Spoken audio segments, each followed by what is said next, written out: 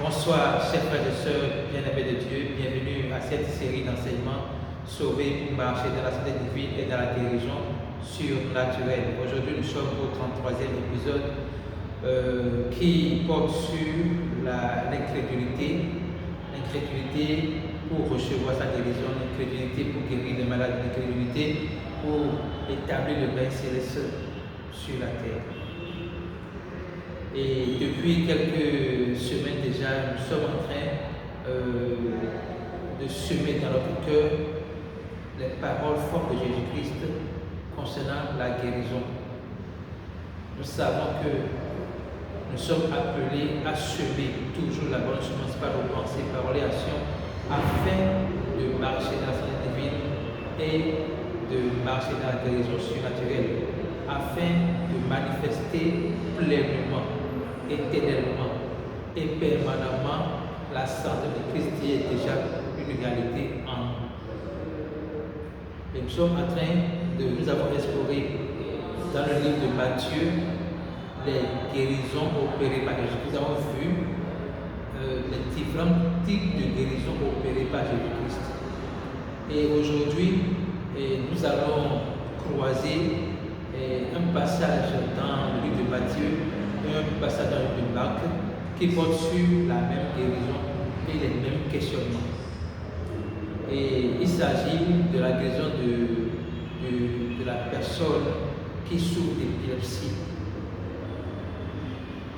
que le Père a amené vers les disciples de Jésus-Christ qui n'avaient pas pu le guérir. Pourtant, ils revenaient d'une mission où Jésus les a envoyés et ils ont guéri les malades, ils ont chassé les démons, ils ont dit à Jésus, à leur arrivée, même les démons sont soumis en ton nom. Donc cette fois-ci, ils n'arrivaient pas à guérir la personne et ça leur paraît un peu exceptionnel. Alors Jésus, étant venu vers eux, le Père s'est approché de Jésus-Christ pour dire, j'ai demandé à tes disciples de guérir mon fils qui est lunatique, mais ils n'ont pas pu. Et il dit à Jésus, si tu peux quelque chose, guéris-le. Jésus dit, si tu peux, non, tout est possible à celui qui croit. Jésus a menacé l'esprit impur, et l'esprit impur est sorti de l'enfant, et l'enfant est guéri. Alors, les disciples, convaincus qu'ils ont déjà la capacité de guérir les malades, de chasser les démons, et n'ayant pas pu chasser ces démons, ont approché Jésus-Christ et lui ont demandé, Seigneur Jésus, qu'est-ce qui a fait qu'on n'a pas pu le guérir? Et Jésus répond, on va lire ce que Jésus a dit d'abord dans Matthieu 17. La parole de Jésus répondit, c'est à cause de votre incrédulité, leur répondit Jésus. C'est à cause de votre incrédulité, leur dit Jésus. Je vous le dis en vérité, si vous aviez la foi comme un grain de sénévé, vous diriez à cette montagne, transporte-toi d'ici, et elle se transportera, rien ne vous sera impossible. Mais cette sorte de démon ne sort que par le jeûne et par la prière. Alors, cette tradition de ce passage fait croire que c'est un démon spécifique qui a échappé au contrôle des disciples et au nom de Jésus-Christ. Mais quand on remonte à la racine de ce verset, il ne s'agissait pas d'un démon. Il ne s'agissait pas d'un démon, ce n'est pas cette sorte de démon. Au moment où les gens traduisaient la Bible, ils ne savaient pas le mot adéquat à utiliser là. Et pour ceux qui ont la Bible physique, King James, vous allez voir que c'est mis en italique. C'est-à-dire qu'ils sont en train de signaler qu'ils n'ont pas trouvé le vocabulaire juste à placer là. Maintenant, est-ce qu'il s'agit de démons? La réponse est déjà non. Pourquoi? Parce que Jésus dit Jésus dit ceci, je vous ai donné le pouvoir de marcher sur toutes les puissances de l'ennemi et rien ne pourrait vous nuire. Rien. Première chose, nous marchons, nous qui avons cru en Jésus-Christ. Dieu nous a donné le pouvoir de marcher sur toutes les puissances de l'ennemi. Juste parce que nous avons cru que Jésus-Christ est mort pour le péché, enseveli et ressuscité pour notre justification, parce que nous avons cru que par l'œuvre accomplie de Jésus à la croix, nous sommes sauvés et que par le sang nous sommes guéris, nous sommes également ressuscités. La parole dit que nous marchons sur toute la puissance de l'ennemi et rien ne pourrait vous nuire. Donc, il n'y a pas une puissance de l'ennemi qui soit au-dessus de l'autorité que Christ nous a donnée. Voilà une réalité qu'on doit comprendre. Deuxième chose que je veux souligner, au moment dans Philippiens 2, versets 8 et 9, je crois, la parole dit, Jésus a reçu le nom de tous les noms, et au nom de Jésus-Christ, tout genou fléchit sur la terre, au ciel et sous la terre. Ça veut dire qu'au nom de Jésus-Christ, il n'y a pas un démon qui puisse résister au nom de Jésus-Christ. Et ici, quand nous parlons du nom de Jésus-Christ, on ne parle pas d'une formule, on parle d'une conscience précise de notre identité en Christ. Notez bien, il y a des disciples de Jésus que Paul prêche, quitte ton corps. Et le démon a répondu, je connais Jésus et je connais Paul, mais vous, qui êtes-vous? Et sur cette parole, il les a frappés, déchirés. Donc, il ne s'agit pas d'une formule parce que quelqu'un a dit au nom de Jésus-Christ et la guérison s'est manifestée, les démons ont quitté, que je peux également dire au nom de Jésus-Christ, les démons ont quitté. Non. La première chose qui est extrêmement capitale, c'est de savoir qui tu es. Alors, question, qui tu es? La réponse est très simple. Si vous avez cru en Jésus-Christ, si vous avez cru que Jésus est votre sauveur et Seigneur, si vous avez cru que Jésus est mort, a souffert pour vos péchés, est mort pour vos péchés, a été enseveli et ressuscité pour vos justifications, si vous avez cru qu'il est le Christ, vous êtes sauvés. Et par ce salut, vous obtenez la puissance de marcher sur toute la puissance de l'ennemi et rien ne pourrait vous nuire. Vous comprenez? Vous avez la puissance de marcher sur toute la puissance de l'ennemi et rien dans l'absolu ne pourrait vous nuire. Et Jésus dit, tout genou fléchit au nom de Jésus-Christ sur la terre, sous la terre et dans les cieux. Ça veut dire qu'il n'existe pas un démon qui soit sur la terre qui n'est pas soumis au nom de Jésus-Christ. Alors, dire qu'il y a des démons qui ont besoin qu'on se compris avant de partir, c'est dire que le nom de Jésus-Christ n'est pas suffisant. Or, Jésus-Christ nous suffit. La grâce de Jésus-Christ est suffisante. La grâce de Jésus-Christ est suffisante parce que sa puissance se manifeste dans la faiblesse. Alors nous devons juste mettre notre confiance en Dieu, en Christ, afin d'expérimenter ce qui nous concerne dans la vie. Revenons à ce que Jésus-Christ a dit ici. Il dit, c'est à cause de votre incrédulité, le dit Jésus-Christ. Je vous le dis en vérité, si vous avez la foi comme un grain de sénévé, vous direz à cette montagne, transporte-toi d'ici, et elle se transporterait, rien ne vous serait impossible.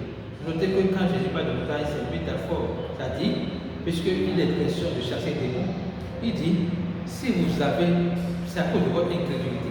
Maintenant, si vous avez la foi aussi petite qu'un grain de sénévé, vous tirez au démon de quitter et le démon va quitter. Maintenant, qu'est-ce qui fait que le démon n'a pas quitté? C'est à cause de leur incrédulité. La parole dit que le juste vivra par la foi et non par la vie. Le juste vivra par la foi et non par la vie. Dès lors qu'ils ont dit, démon sort de son corps, quelles que soient les grimaces que l'homme a fait, ils doivent être convaincus qu'au nom de Jésus-Christ, Quand ils ont dit le démon sort de son corps de Jésus-Christ, que le démon est sorti. Mais ce qu'ils voient, c'est de la gymnastique, c'est de la comédie, c'est du théâtre. Donc ils ne doivent pas avoir les yeux fixés sur ce qu'ils ont vu, mais avoir les yeux fixés sur la foi par laquelle on est agréable à Dieu et par laquelle on témoigne le ciel sur la terre. Marc 9, verset 2, commencez à partir du verset 24. Aussitôt, le père de l'enfant s'écria, je crois, viens au secours de mon incrédulité. Que ça veut dire? Quand on parle d'incrédulité, ce n'est pas l'absence de la foi, mais c'est la présence de la foi qui trouve une opposition du doute. Les disciples savaient que quand ils disent au démon, sort de son corps, au nom de Jésus-Christ, les démons sortent. Puisqu'ils ont confessé que même les démons sont soumis en ton nom. Donc ils savent déjà qu'au nom de Jésus-Christ, tout genou fléchit. Les disciples savent cela déjà. Ils savent qu'au nom de Jésus-Christ, tout genou fléchit. Et ils ont expérimenté cela. Donc ce n'est pas qu'ils n'ont pas la foi, qu'ils ne croient pas que cela est possible. Cependant, lorsqu'ils ont exercé cette autorité sur le malade a fait des grimaces. Et ils ont cru que le démon n'a pas obéi. Ils ont cru qu'il n'était pas guéri. Ils ont marché par la vue et non au lieu de marcher par la foi. Vous comprenez? Maintenant, on va continuer. Quand Jésus a dit, je crois, viens au secours de mon incrédulité, c'est-à-dire, viens au secours du doute que j'ai exprimé en disant, si tu peux, il faut le guérir. Jésus peut et le veut. Jésus a la capacité, on ne peut pas douter de la capacité de Jésus-Christ de le guérir. Au moment où Jésus est venu et ordonné de le quitter, il n'a pas jeûné, il n'a pas prié. Non, il n'a pas jeûné, il n'a pas prié. Il a ordonné au démon de quitter, sans jeûner, sans prier. Mais pourquoi il demande à ses disciples? Il dit, cette sorte, et ici on fait confusion, je vais lire. Je vais lire. Quand Jésus fut rentré dans la maison, ses disciples lui demandaient en particulier, nous sommes déjà dans Marc 9, verset 28, ses disciples lui demandaient en particulier pourquoi n'avons-nous pas pu chasser cet esprit. Il leur répondit, cette espèce-là ne sort que par la prière de Dieu. Maintenant, quand on parle de cette espèce-là, il ne s'agit pas de cette espèce de démon. C'est-à-dire que l'incrédulité, cette espèce-là représente l'incrédulité qui vient s'opposer à la foi qu'ils ont dans la guérison de Dieu, dans leur capacité de chasser les démons. Vous comprenez? Cette espèce-là veut dire incrédulité. Maintenant, Jésus montre que nous devons exercer la foi et résister contre toute forme d'incrédulité. Alors, dans le cas des disciples, il s'agit d'une incrédulité liée à la vue. Quand Jésus a ordonné aux démons de quitter, voici ce qui s'est passé. On dit, l'enfant il sortit en poussant de grands cris, en l'agitant avec une grande violence. L'enfant devient comme mort, de sorte que plusieurs disaient qu'il était mort. Mais Jésus l'ayant pris, le fit lever et il se tint debout. Qu'est-ce que cela veut dire? Ça veut dire que quand ils ont chassé le démon dans la vie de cet enfant, ils ont vu exactement ce que Jésus-Christ a vu. Ils ont vu exactement ce que Jésus-Christ a vu. Le démon s'est agité avec grande violence. Vous voyez? Donc quand vous voyez, vous voulez quelqu'un qui est agité, ne pensez pas que l'ordre donné n'est pas déjà exécuté. C'est exécuté. On appelle ça les derniers soubresauts du malin. Les derniers soubresauts du malin, c'est tout. Mais quand vous êtes focus sur la vue, vous allez douter maintenant de la guérison que la personne a déjà obtenue. Vous allez continuer à prier, à prier, à prier, à prier, à prier, alors que la personne est déjà guérie. Le témoin est déjà parti. Donc, l'incrédulité des disciples est le fait qu'ils ont vu que le monsieur était acheté, ou ils n'ont pas vu physiquement la manifestation de la guérison chez l'enfant. Et donc, ils ont supposé que la guérison n'était pas manifestée. Donc, c'est l'incrédulité par la vue. Et quand on doute de ce que Christ a fait en regardant les circonstances, on est en train d'ouvrir la porte à l'incrédulité et donc à soit ralentir, freiner la manifestation ou l'annuler nous-mêmes. Vous savez, lorsque je prends l'exemple de lorsque vous souffrez d'une maladie et que vous priez au nom de Jésus-Christ, je suis guéri. La guérison est déjà instantanément regardée dans votre corps. Mais la manifestation peut prendre du temps. Plus vous êtes focus sur la guérison, plus vous êtes versé dans l'action de grâce pour la guérison déjà obtenue, plus vous voyez, plus vite vous voyez la manifestation. Mais plus vous doutez de la guérison parce que vous ne voyez pas cela, plus vous allez éloigner la manifestation. C'est pour cela qu'il faut croire que ce que Jésus a dit, il a fait, il est fidèle. Il se tient sur sa parole pour l'accomplir. Il ne se tient pas sur le doute, mais sur sa parole. Il ne se tient pas sur le doute, mais sur sa parole. Alors je voudrais aujourd'hui vous exhorter à croire que Jésus-Christ a pardonné vos péchés et que par le pardon qu'il a donné, il a pourvu à votre guérison. 1 Pierre 2,24 fait savoir que Jésus-Christ, qui a porté le péché en son corps sur la croix, nous offre la guérison par sa maîtrise. Nous sommes guéris, nous avons été guéris par les maîtrisures de Jésus-Christ. Ça veut dire que notre guérison est déjà une réalité avant que la maladie ne vienne.